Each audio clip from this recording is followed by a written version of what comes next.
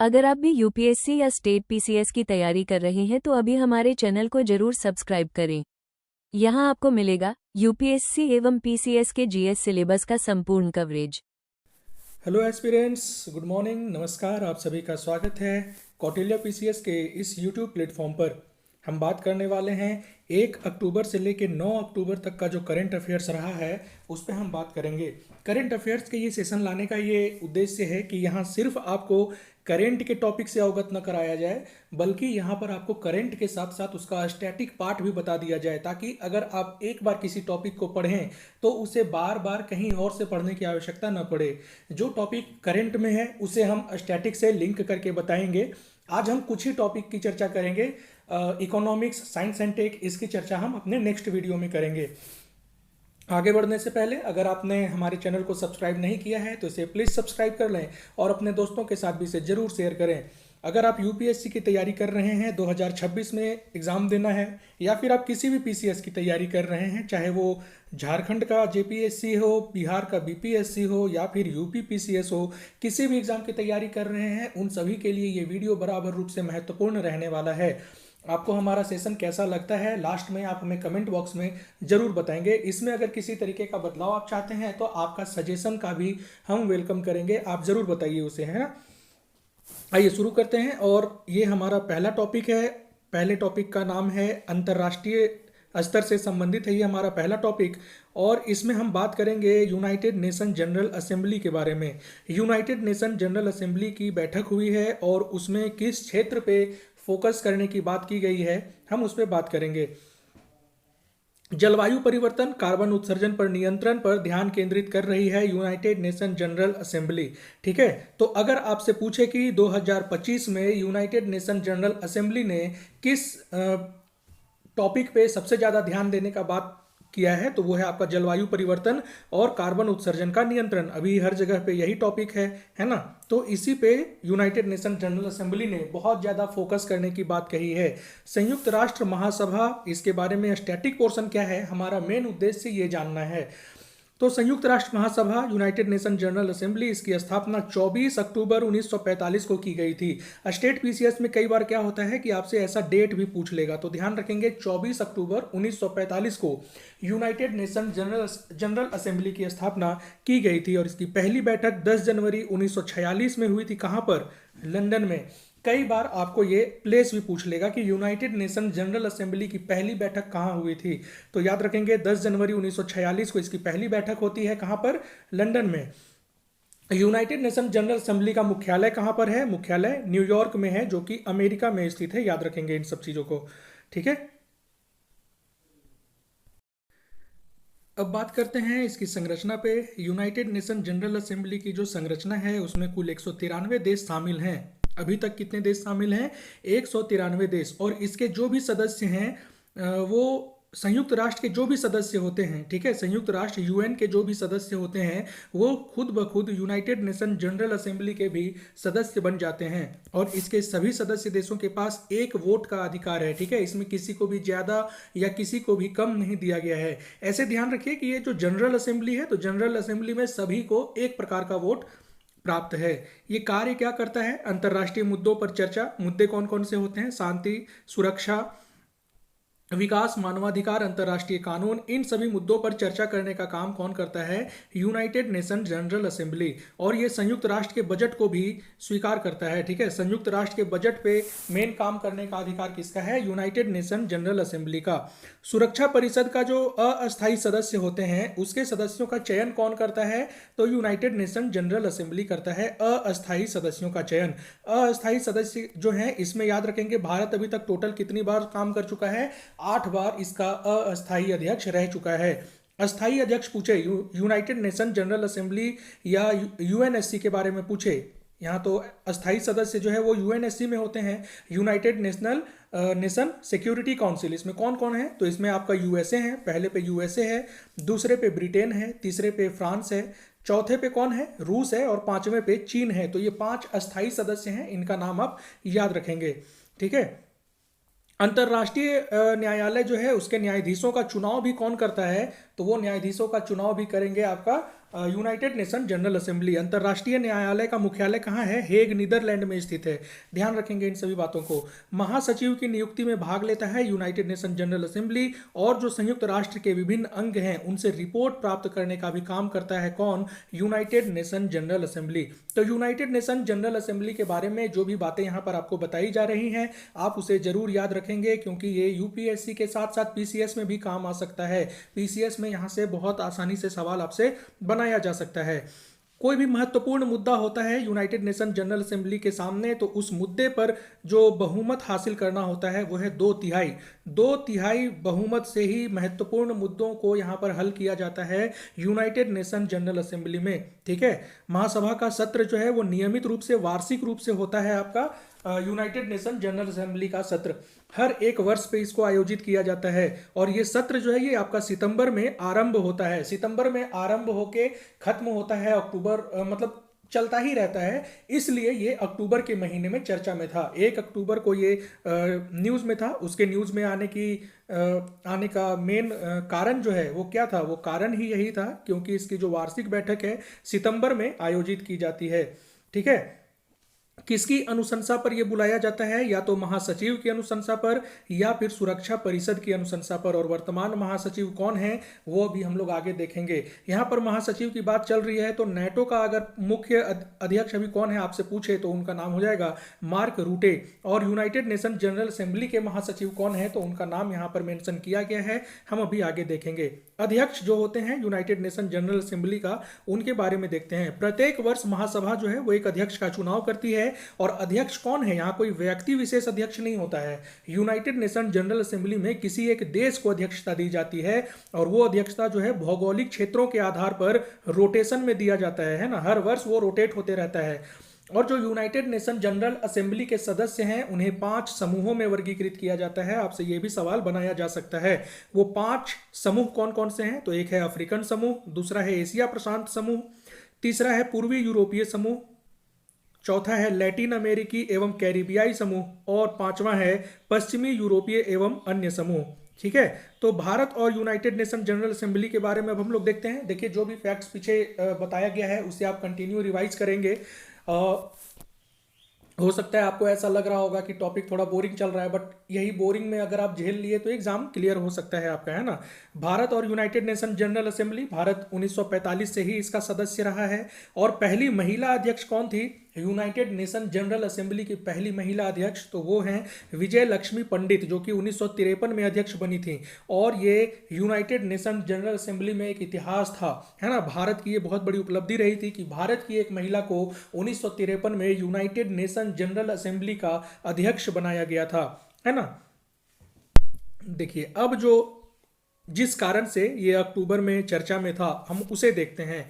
इसका 80वां सत्र जो है ये आयोजित किया गया है। ठीक है, इसका जो बैठक है उस बैठक का नंबर याद रखेंगे 80 है ना। 80वां सत्र का आयोजन किया गया है सितंबर में, सितंबर के महीने में शुरू होता है।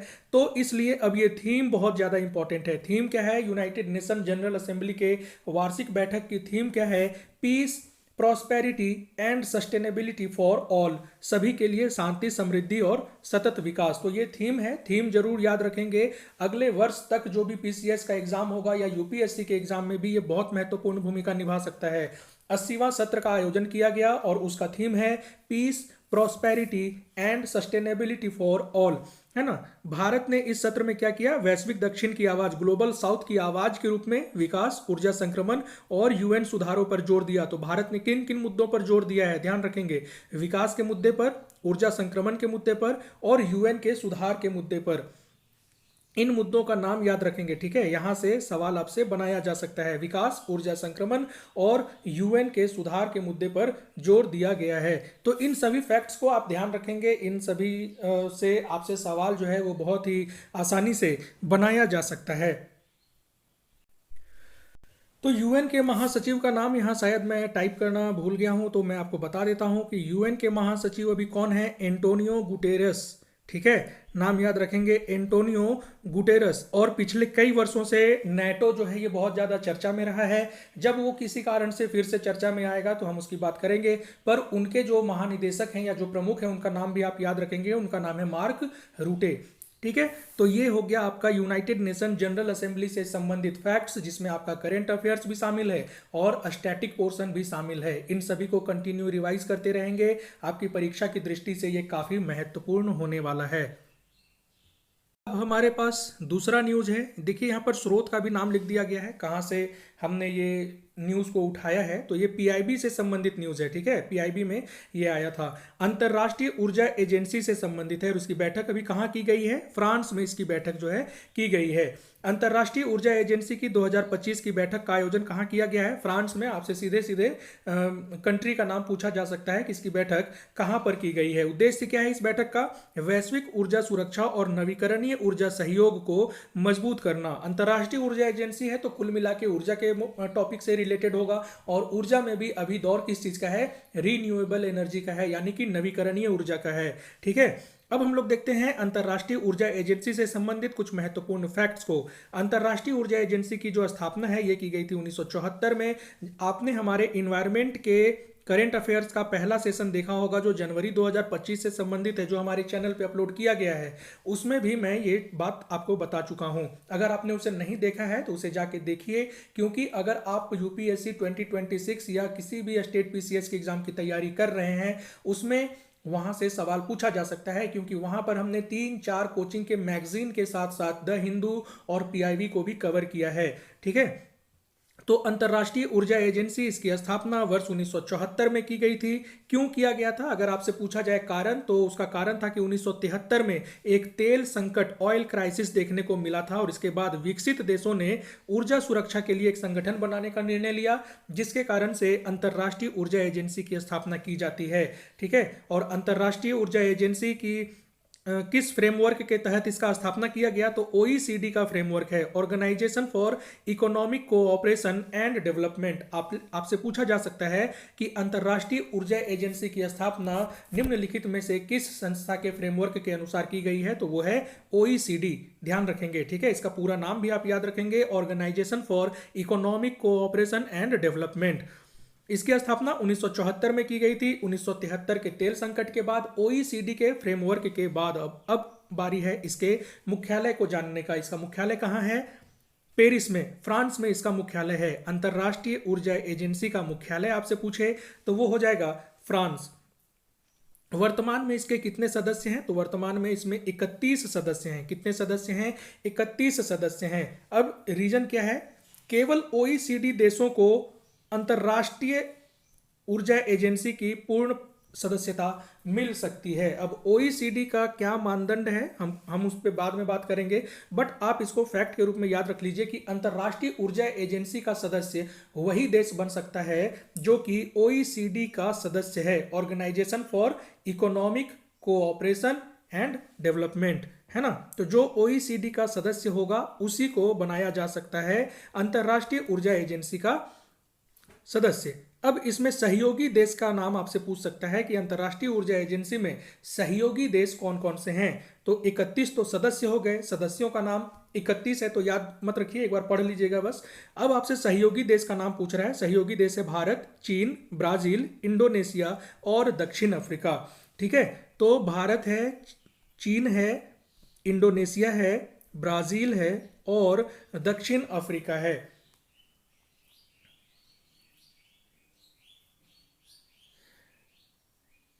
ठीक है, तो इससे मैं कोई कोशिश कर रहा था कि ट्रिक बन जाए, बट मुझे ऐसा कुछ याद आ नहीं रहा है फिलहाल।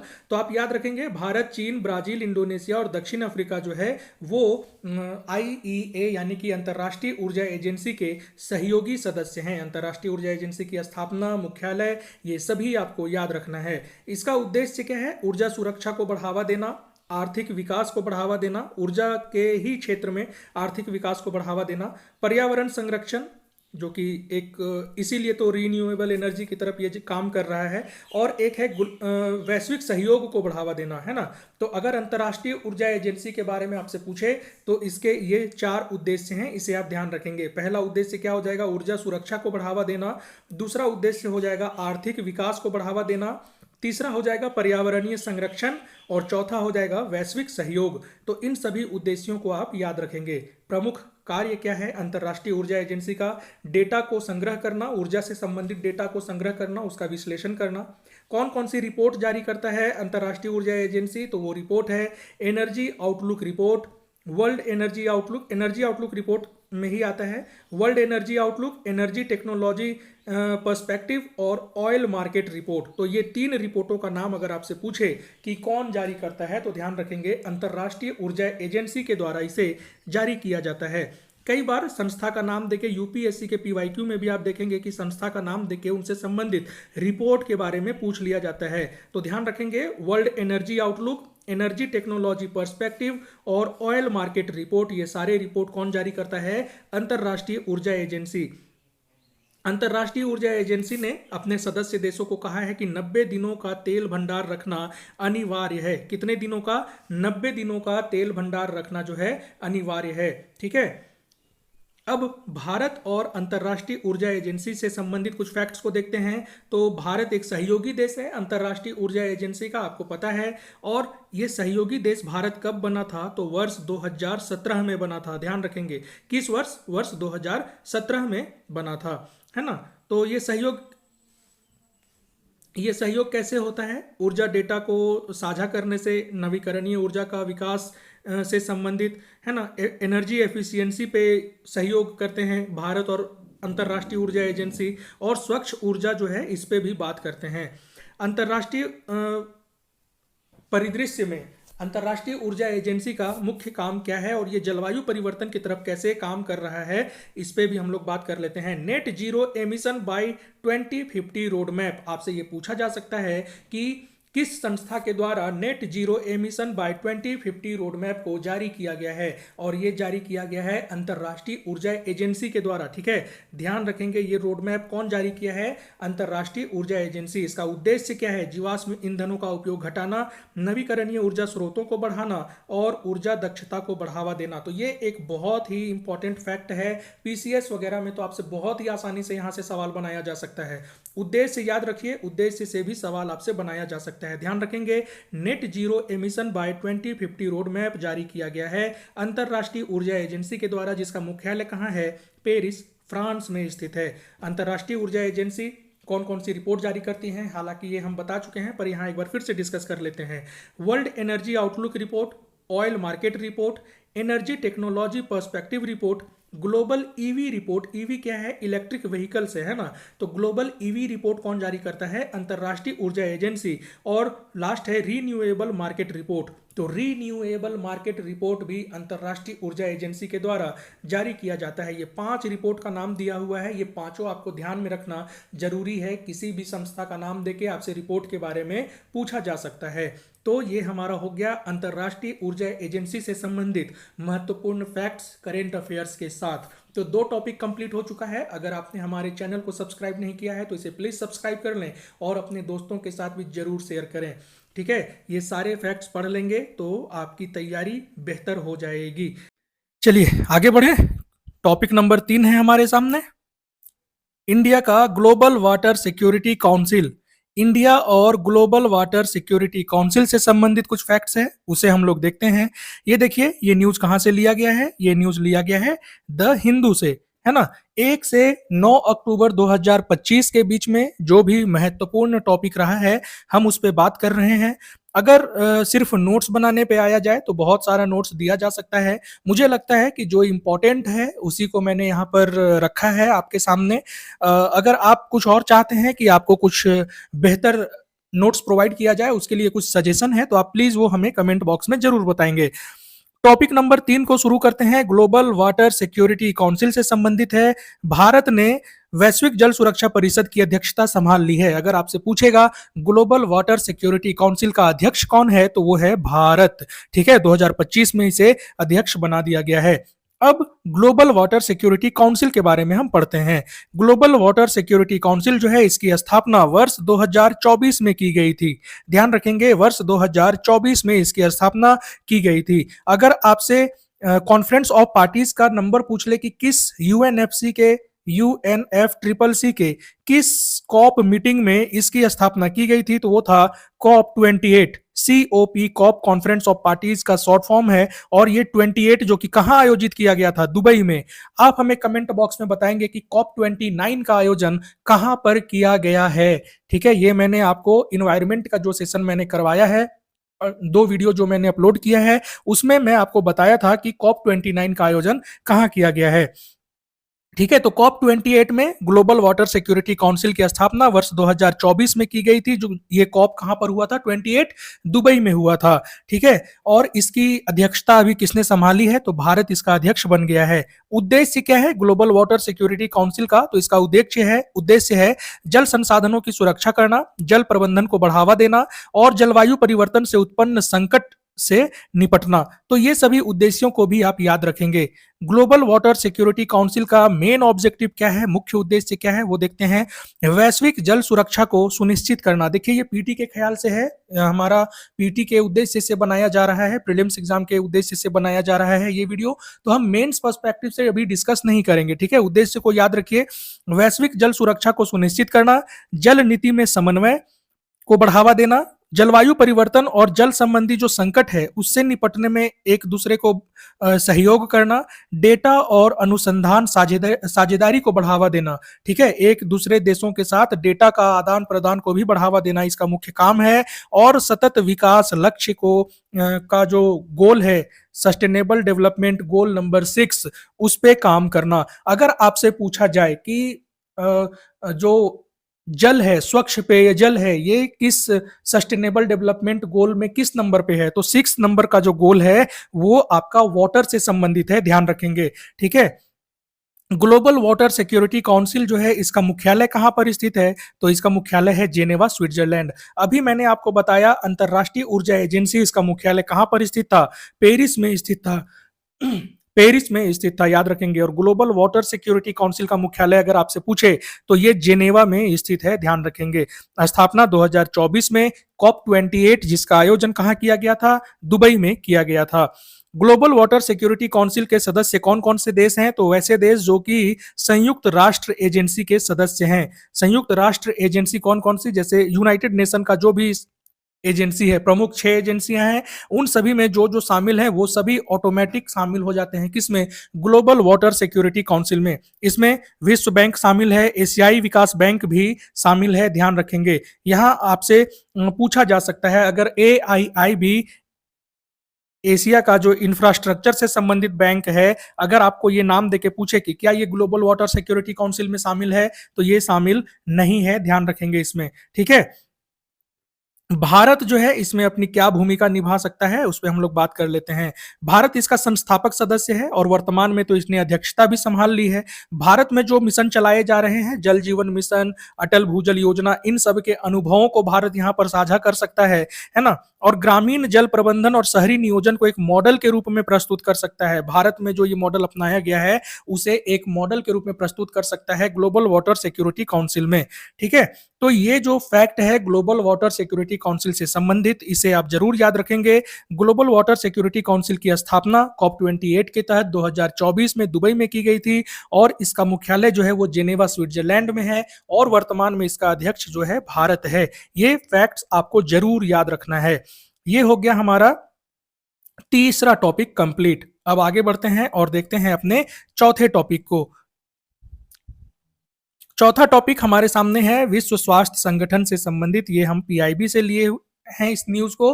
अगर आपसे पूछे कि हाल ही में किस देश ने विश्व स्वास्थ्य संगठन से अलग होने की घोषणा की है या अलग हो गया है, तो उसमें ध्यान रखेंगे USA का नाम आता है। USA जो है WHO से अलग होने का घोषणा कर चुका है ना।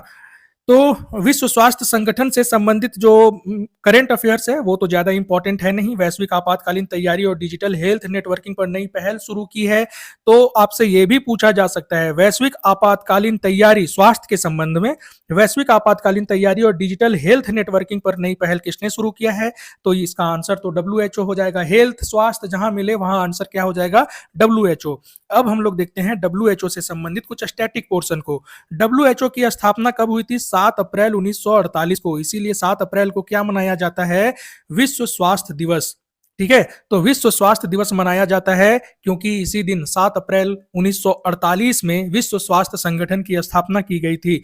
विश्व स्वास्थ्य संगठन का जो संविधान है, जो कॉन्स्टिट्यूशन है, वो अपनाया गया था 1946 में, और इसी के तहत आगे चल के 1948 में स्थापना किया जाता है डब्ल्यूएचओ का। डब्ल्यूएचओ का मुख्यालय कहाँ है? जेनेवा, स्विट्जरलैंड में है। ग्लोबल वाटर सिक्योरिटी काउंसिल का भी मुख्यालय कहाँ है? वो भी जिनेवा, स्विट्जरलैंड में स्थित था।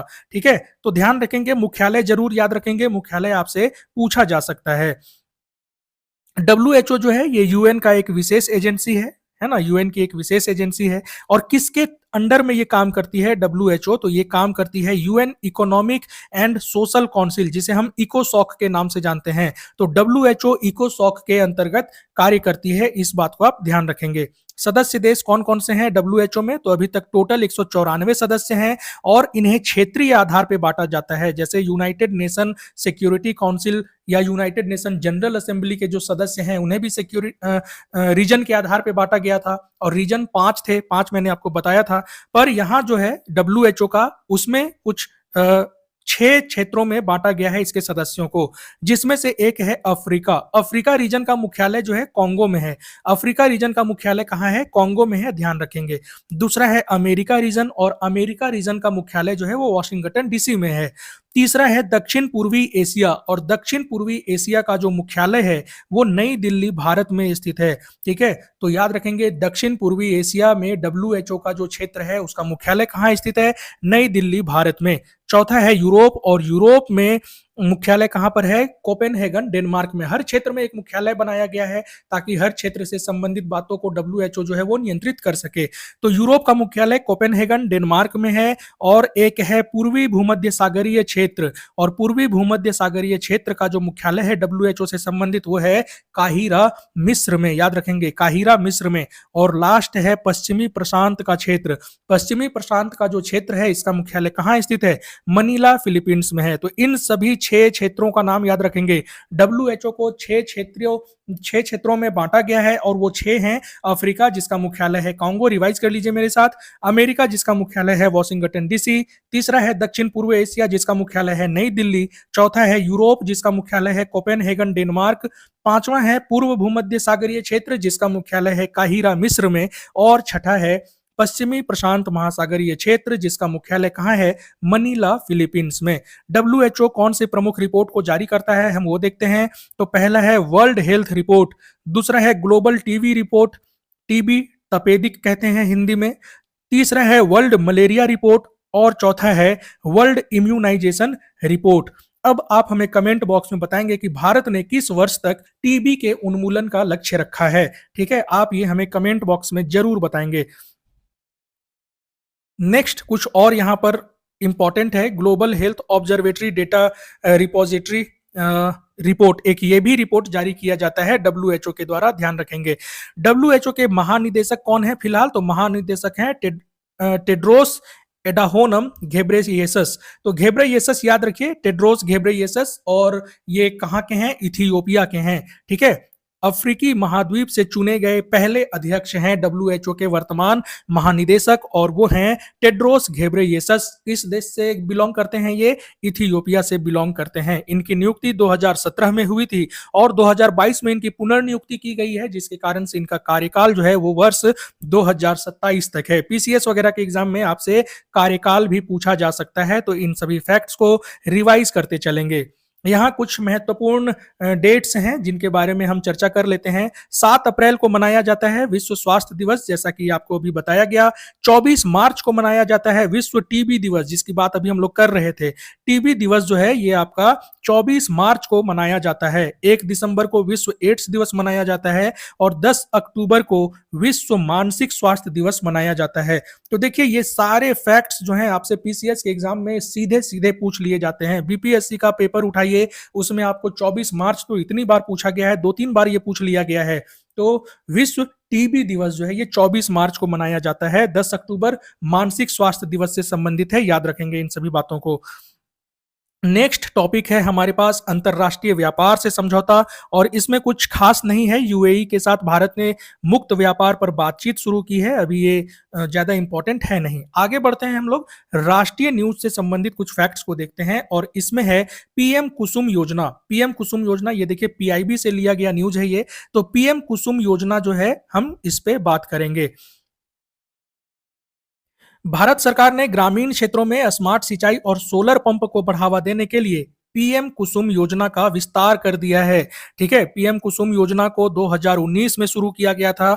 अगर आपसे पूछे कि किस बजट में पेश किया गया था, तो 18-19 के बजट में इसे पेश किया गया था, और इसकी शुरुआत की गई थी 2019 में। पीएम कुसुम योजना की शुरुआत 2019 में की गई थी, और अभी इसका विस्तार कर दिया गया है। तो हम देखेंगे किस कार्यकाल तक इसका विस्तार कर दिया गया है। फिलहाल इसके पूर्ण रूप को हम जान लेते हैं, जिसे हम फुल फॉर्म कहते हैं। तो प्रधानमंत्री किसान ऊर्जा सुरक्षा एवं उत्थान महाअभियान, पीएम कुसुम योजना का फुल फॉर्म क्या है? प्रधानमंत्री किसान ऊर्जा सुरक्षा एवं उत्थान अभियान, ये इसका फुल फॉर्म है, पूरा नाम है। 2019 में इसकी शुरुआत की गई थी, और किस मंत्रालय से संबंधित है पीएम कुसुम योजना? तो नवीन और नवीकरणीय ऊर्जा मंत्रालय से संबंधित है। इसका उद्देश्य क्या है? किसानों को सस्ती, पर्यावरण अनुकूल और सतत ऊर्जा उपलब्ध कराना।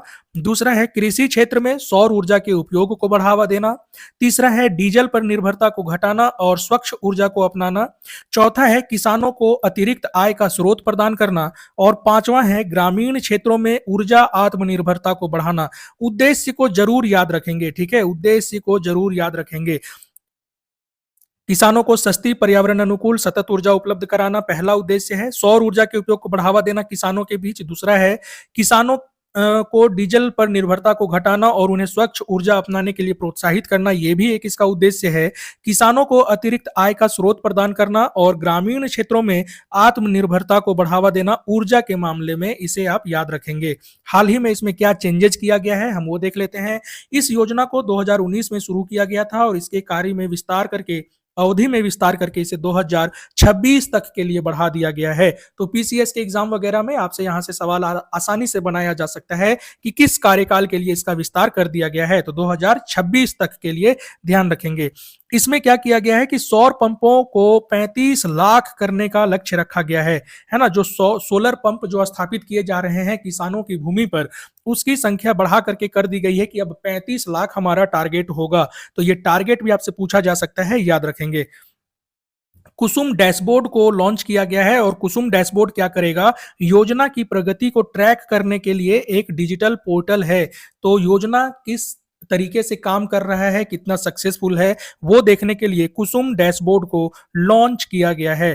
तो छठा टॉपिक भी हमारा कंप्लीट हो गया पीएम कुसुम योजना से संबंधित। ध्यान रखेंगे 2019 में उसकी शुरुआत की गई थी, और उसका विस्तार कर दिया गया है 2026 तक। भारत जापान के बीच सैन्य प्रशिक्षण को बढ़ावा देने पे कुछ बात किया जा रहा है, बहुत इंपॉर्टेंट नहीं है। ध्यान रखेंगे भारत और जापान के बीच धर्म गार्जियन नाम का सैन्य युद्धाभ्यास किया जाता है। ठीक है, अब एक है हमारे सामने नेक्स्ट की, महाराष्ट्र सरकार ने ग्रीन सिटी इनिशिएटिव को लॉन्च किया है। तो यहाँ याद रखने का बात सिर्फ ये है कि आपसे पूछा जा सकता है कि हाल ही में किस राज्य की सरकार ने ग्रीन सिटी इनिशिएटिव को लॉन्च किया है, और वो है महाराष्ट्र की सरकार। महाराष्ट्र के मुख्यमंत्री कौन है? देवेंद्र फडणवीस। उप मुख्यमंत्री कौन है, उसका नाम आप हमें कमेंट बॉक्स में बताएंगे। ठीक है, नेक्स्ट जो है ये एक बहुत इंपॉर्टेंट न्यूज है, और ये संबंधित है डेटा प्रोटेक्शन एक्ट 2025 से संबंधित। देखिए ये हमने न्यूज पीआईबी से लिया है। तो डेटा प्रोटेक्शन एक्ट 2025 जो है अब ये लागू हो गया है। ये 2023 का कानून था, और इसे लागू करने के लिए 2025 में इसे नाम दिया गया है data protection act 2025। Data protection act की आवश्यकता क्यों पड़ी? क्योंकि 2017 में एक पुट्टा स्वामी केस होता है, और इस पुट्टा स्वामी केस में निजता को मौलिक अधिकार घोषित कर दिया जाता है आर्टिकल 21 के तहत, है ना। तो निजता को मौलिक अधिकार घोषित कर दिया जाता है। इसका अगर विकास क्रम देखें कि किस तरीके से ये शुरू होता है, तो पुट्टा स्वामी केस के बाद बीएन श्रीकृष्ण कमिटी का गठन किया जाता है 2018 में, और इसके सुझाव पर, बीएन श्रीकृष्ण कमेटी के सुझाव पर पर्सनल डाटा प्रोटेक्शन बिल लाया जाता है 2019 में, लेकिन ये किसी कारण से पारित नहीं हो पाता है। फिर से 2022 में एक बिल लाया जाता है जिसे 2023 में संसद द्वारा पारित कर दिया जाता है, और अब इसी बिल को किया जा रहा है, लागू किया जा रहा है डेटा प्रोटेक्शन एक्ट 2025 के नाम से। ठीक है, तो बीएन श्रीकृष्ण कमेटी का नाम आपसे पूछे कि वो किससे संबंधित है, तो डेटा प्रोटेक्शन बिल से संबंधित है। और पुट्टास्वामी केस 2017, ध्यान रखेंगे, निजता को मौलिक अधिकार बनाने से संबंधित है। इस डेटा प्रोटेक्शन बिल 2025 का मुख्य उद्देश्य क्या है, तो नागरिकों के डिजिटल व्यक्तिगत डेटा की सुरक्षा सुनिश्चित करना, डेटा के उपयोग और प्रोसेसिंग को पारदर्शी बनाना, सरकार और निजी कंपनियों द्वारा डेटा के उपयोग को विनियमित करना, और चौथा है डेटा संग्रह करते समय नागरिकों की सहमति को अनिवार्य बनाना। ठीक है, नेक्स्ट है डेटा संरक्षण बोर्ड के माध्यम से निगरानी और दंड व्यवस्था सुनिश्चित करना। डेटा अभी के समय में इतना इंपॉर्टेंट है, वो किसी का पर्सनल डेटा हो, क्योंकि पर्सनल डेटा के साथ बहुत खिलवाड़ किया जाता है। साइबर अपराध जैसे केस, डिजिटल अरेस्ट जैसे केस जो है वो इसी कारण से होते हैं, तो उन्हें विनियमित करना बहुत अनिवार्य है, और सरकार का ये एक बहुत अच्छा प्रयास है जिसके माध्यम से वो डेटा प्रोटेक्शन को बढ़ावा दे रही है। अब ये कहां पर लागू होगा, ध्यान रखेंगे, भारत के भीतर भी लागू होगा और भारत के बाहर भी लागू होगा, ऐसे संस्थानों पर जो भारत के नागरिकों का डिजिटल डेटा एकत्रित करते हैं या प्रोसेस करते हैं। ठीक है, तो ध्यान रखेंगे कि ये प्रोटेक्शन एक्ट जो है, डेटा प्रोटेक्शन एक्ट, सभी पर लागू होगा। अगर वो भारत के नागरिक से संबंधित डेटा को कलेक्ट कर रहा है कोई संस्थान, चाहे वो भारत के भीतर हो चाहे वो भारत के बाहर हो, इन सभी पर लागू होगा ये कानून। ठीक है, इन सब से संबंधित बहुत सारी चुनौतियां भी हैं, वो मेंस का एक पार्ट हो जाता है, तो उसे हम यहाँ पर लेके नहीं आए हैं। मुख्य प्रावधान क्या है इस प्रोटेक्शन एक्ट का, तो मुख्य प्रावधान है कि सबसे पहले डेटा को अगर किसी से लेना है तो आपको सहमति लेना होगा लोगों से, है ना, और वो सहमति किसी भी समय पर कोई आदमी अपना सहमति को वापस ले सकता है, और उस सहमति के बाद आपको राइट टू फॉरगेट कानून जो है उसके तहत उसके डेटा को आपको डिलीट करना होगा, ये पहला प्रावधान है। दूसरा है डेटा उपयोग की सीमा। डेटा किसी उद्देश्य के लिए आप ले रहे हैं तो एक तय समय तक ही उसका उपयोग कर सकते हैं, हमेशा के लिए आप उसे उपयोग में नहीं ला सकते हैं, ये दूसरा प्रावधान है। तीसरा है बच्चों का डेटा संरक्षण। अगर 18 वर्ष से कम आयु के बच्चों का डेटा आप ले रहे हैं तो उसमें माता पिता की अनुमति अनिवार्य हो जाती है। और चौथा है अधिकार से संबंधित। अधिकार क्या है, जानकारी प्राप्त करने का अधिकार, कि डेटा जो किसी आदमी से लिया गया उससे कहां पर यूज किया जा रहा है। डेटा अगर किसी तरीके से कोई आदमी है अपने डेटा में कोई सुधार करना चाहता है तो वो भी उसका राइट रहेगा, और डेटा का अगर मिसयूज हुआ है या उसे लगता है कि उसकी शिकायतों को दूर नहीं किया गया है तो वो उन पे अपना शिकायत दर्ज भी करा सकता है संबंधित संस्थानों के प्रति। ठीक है, ये सभी फैक्ट्स को आप याद रखेंगे। और इसमें एक एक अपवाद के तौर पे इसमें देख लेते हैं, एक अपवाद है इसमें कि राष्ट्रीय सुरक्षा, सार्वजनिक व्यवस्था और अपराध रोकथाम जैसे मामलों पर सरकार जो है डेटा को कुछ मतलब सहमति वापस लेने आदि का जो प्रावधान ऊपर बताया गया उन सब में संस्थानों को छूट दे सकती है। ये हालांकि एक राष्ट्रीय दृष्टि से देखें तो बहुत अच्छा है, पर इसका सरकार अगर गलत मामले में इस्तेमाल करना चाहे तो वो बहुत गलत यूज भी कर सकती है, ये सबसे बड़ी चिंता है। तो अगर आपसे पूछा जाए एग्जाम में कि क्या डेटा प्रोटेक्शन एक्ट के तहत सरकारी संस्थानों को या राष्ट्रीय महत्व के संस्थानों को ये छूट दी गई है कि वो किसी भी तरीके से यूज कर सकते हैं, तो बिल्कुल ये छूट उन्हें दिया जाएगा, ऐसा प्रावधान किया गया है। दंड क्या कैसे दंड का प्रावधान किया गया है इस एक्ट में, तो अगर आप डेटा सुरक्षा उपायों का उल्लंघन करते हैं, कोई संस्था के द्वारा ये किया जाता है, तो उसमें 250 करोड़ तक का जुर्माना लगाया जाएगा। अगर किसी संस्थान ने डेटा लिया और वो अपने तक उसे संभाल के नहीं रख पाया और वहां से वो डेटा लीक हो जाता है तो उस पर 250 करोड़ रुपए तक का जुर्माना लगाया जाएगा। अगर बच्चों का डेटा से संबंधित नियमों का उल्लंघन कोई संस्थान कर रहा है तो उसमें 200 करोड़ तक का जुर्माना लगाया जाएगा। ठीक है, और अगर किसी को ये राइट नहीं है, किसी संस्था को ये अधिकार नहीं है कि वो डेटा को एकत्रित करे या प्रोसेस करे, फिर भी वो अपनी मर्जी से डेटा को अगर प्रोसेस करने का काम करता है या एकत्र करने का काम करता है तो उस पर 150 करोड़ रुपए तक का जुर्माना लगाया जाएगा। ये 3 फैक्ट्स बहुत महत्वपूर्ण है और यहां से आपसे सवाल पूछा जा सकता है। 150, 200, 250, ये आप याद रखेंगे। नेक्स्ट जो हम बात करेंगे वो है राष्ट्रीय जल नीति पर। राष्ट्रीय जल नीति एक ड्राफ्ट अभी लाया गया है, ये हमने द हिंदू से लिया है इस न्यूज को, और इस पर एक नीति पे एक ड्राफ्ट लाया गया है, इसलिए राष्ट्रीय जल नीति एक बार फिर से चर्चा में है। अभी तक भारत में 3 जल नीतियां लागू की जा चुकी हैं, और वो 3 जल नीति कब कब लागू किया गया है, ये ईयर को याद रखना बहुत महत्वपूर्ण है। पहला जल नीति 1987 में लाया गया था, दूसरा जल नीति 2002 में लाया गया था, और तीसरा जल नीति जो है ये 2012 में लाया गया था। तो इन तीनों नीतियों को ध्यान में रखेंगे कि कब कब लाया गया है। पहला है 1987, दूसरा है 2002 और तीसरा है 2012। अब इन सभी से संबंधित कुछ महत्वपूर्ण फैक्ट्स को देख लेते हैं, यहां से क्वेश्चन आपसे बनाया जा सकता है। राष्ट्रीय जल नीति 1987, पहले हम लोग इस पे बात करेंगे। इसका प्रमुख उद्देश्य क्या था? जल को राष्ट्रीय संपत्ति घोषित किया गया इस नीति के तहत। अगर आपसे एग्जाम में पूछा जाए कि किस जल नीति के तहत जल को राष्ट्रीय संपत्ति घोषित किया गया, तो वो है पहला जल नीति 1987 के तहत। जल संसाधनों का समान वितरण और न्यायसंगत उपयोग को बढ़ावा देने का प्रयास किया गया। बहुउद्देशीय परियोजनाओं के माध्यम से जल उपयोग को बढ़ावा देने का प्रयास किया गया राष्ट्रीय जल नीति 1987 के तहत, और पेयजल को सर्वोच्च प्राथमिकता दी गई। देखिए सब ठीक है, ये पहला वाला फैक्ट जरूर याद रखिएगा कि जल को राष्ट्रीय संपत्ति घोषित किया गया प्रथम जल नीति 1987 के तहत। नेक्स्ट है हमारे सामने राष्ट्रीय जल नीति 2002 का, जो कि हमारा दूसरा जल नीति है। अब इसमें प्रमुख बिंदु क्या है? जल संसाधन नियोजन में जनता की भागीदारी को बढ़ावा देना। अगर आपसे जनता की भागीदारी को बढ़ावा देने से संबंधित पूछे जल के मामले में, तो वो हो जाएगा दूसरा जल नीति, जो कि लाया गया था 2002 में। जल संरक्षण को प्रोत्साहन देने की भी बात राष्ट्रीय जल नीति 2002 में की गई थी। ठीक है, इसमें एक इंपॉर्टेंट है, भूजल के अंधाधुंध दोहन को नियंत्रित करने की आवश्यकता पर बल दिया गया राष्ट्रीय जल नीति 2002 के तहत, है ना। और नदियों के इंटरलिंकिंग की अवधारणा का समर्थन भी किया गया राष्ट्रीय जल नीति 2002 में। इन सभी फैक्ट्स को याद रखेंगे, यहां से क्वेश्चन आपसे पूछा जा सकता है। और देखिए, जल को राष्ट्रीय संपत्ति घोषित किया गया था प्रथम जल नीति 1987 के तहत, लेकिन पानी को एक आर्थिक वस्तु घोषित किया गया राष्ट्रीय जल नीति 2002 के तहत। बहुत अच्छा ये फैक्ट है, इन सभी फैक्ट्स को याद रखेंगे।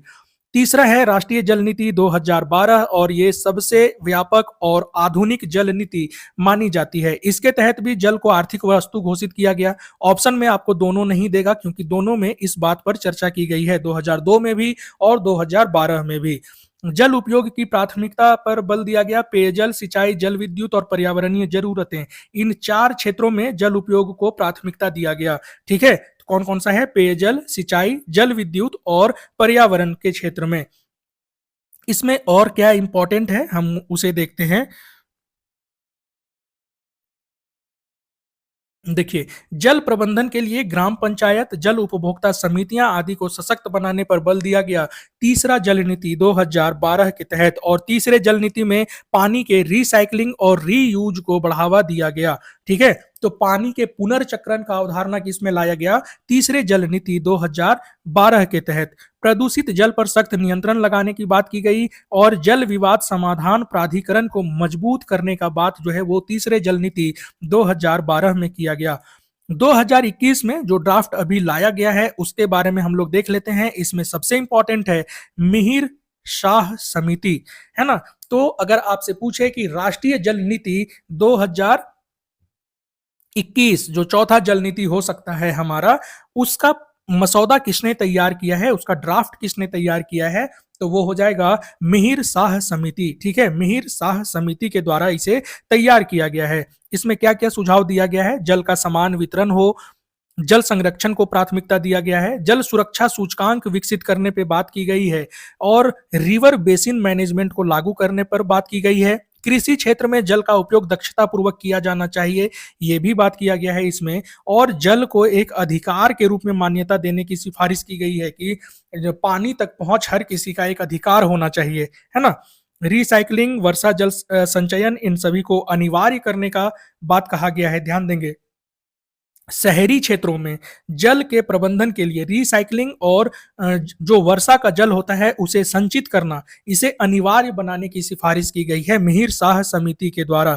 ठीक है, एक जल एक नीति एक प्रबंधन की अवधारणा को इसमें बल दिया गया है राष्ट्रीय जल नीति 2021 में। ठीक है, तो ये था हमारा कुछ महत्वपूर्ण तथ्य 1 से 9 अक्टूबर से संबंधित। अर्थव्यवस्था, साइंस एंड टेक, इन सब से जो महत्वपूर्ण न्यूज़ होने वाला है उसकी चर्चा हम अगले सेशन में करेंगे। अगर अभी तक आपको हमारे सेशन पसंद आया हो तो इसे प्लीज़ हमारे वीडियो को लाइक करें, कमेंट बॉक्स में हमें ज़रूर बताएं कि ये सेशन आपको कैसा लगा, अपने दोस्तों के साथ भी इसे ज़रूर शेयर करें और हमारे चैनल को सब्सक्राइब करें। तब तक पढ़ते रहें, मस्त रहें, अपना ध्यान रखें। Thank you. जय हिंद।